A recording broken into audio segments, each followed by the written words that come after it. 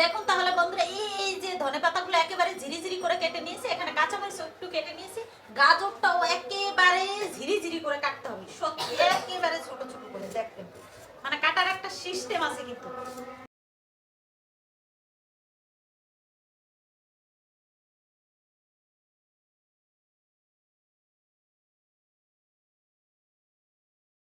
দেখুন কত সুন্দর, এই যে ঝিরিঝিরি করে কেটেছি, দারুণ সুন্দর। 1 ঘন্টা বেশি হয়েছে সত্যি বন্ধুরা, গাজর ছিল না ঘরে, ওইটা নিয়ে আসছে, 1 ঘন্টা অনেক বেশি হয়েছে।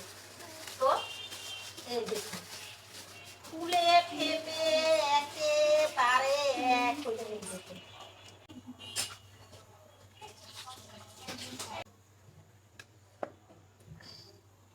প্রথম মিচাবো গাজরটা, এর মধ্যে হচ্ছে ওই যে ধনেপাতা, সবুজ একটু কাঁচামরিচ, এখন হচ্ছে এটাকে পাশে ভাজ দিতে হবে।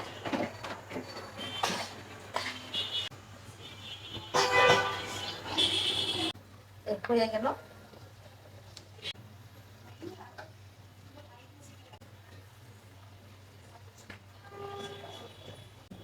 পেন্সিল কিংবা চপস্টিক দিয়ে যেভাবে দিতে হবে।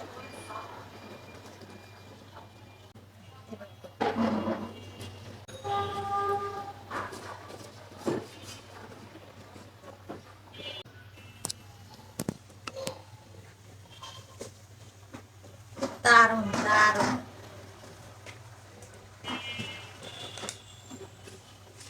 দেখতেই অসাধারণ, খেতে যেন কত অসাধারণ।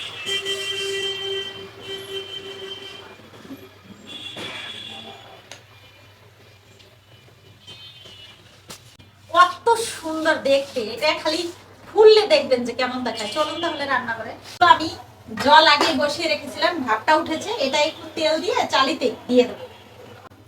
এগুলা যদি আপনি বানিয়ে দেন, বাচ্চারা খাবে না মানে প্রতিদিন খেতে যাবে, এত সুন্দর দেখতে হবে, সফট সফট, শুধু সস দিয়ে খেলেই দারুণ।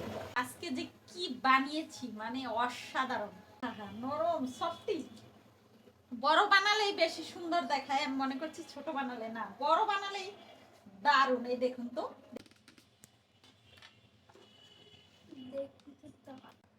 সেই সুন্দর। বন্ধুরা এখন হচ্ছে খেয়ে নেবে, আমার বাচ্চারা খাবে, আমি খাবো, সেই মজা। নিজের হাতে বানানো সস, আমরা এখন টেস্ট করে দেখব। ধনেপাতা আর সরষে দিয়ে। কত নরম দেখেন, কত সফট সফট, একেবারে সফট, অনেক সফট, সুন্দর। সসটাও দারুণ, আসলে খেতে অনেক মজা হয়েছে। আর কিচ্ছুটি দরকার হয় না, অসাধারণ সত্যি, অনেক মজা লাগে, মিথ্যা না। এটা খেয়ে দেখুন না প্লিজ, একবার খেয়ে দেখুন, দারুণ। ট্রাই করবেন অবশ্যই, অবশ্যই ট্রাই করবেন। আর সুন্দর সুন্দর নিত্য নতুন জিনিস দেখতে হলে অবশ্যই প্রতিবাদীকে ফলো করতে হবে, প্রতিভা কিচেন ফলো করতে হবে, সাবস্ক্রাইব করতে হবে। ফলো না করলে কিন্তু এগুলো মিস করবেন।